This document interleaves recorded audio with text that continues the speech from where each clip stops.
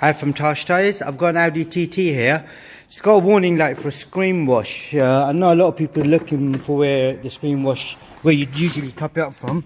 So just to show you, before I do anything, I'll switch the ignition on. Here we go. That's the screen wash sign there. I mean, the screen is a bit blurry anyways, but that's the screen wash sign. To get rid of this, release the bonnet.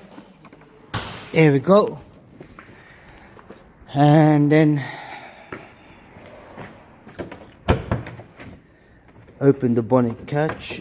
Once you've done that, now you'd see this is obviously for water, for coolant.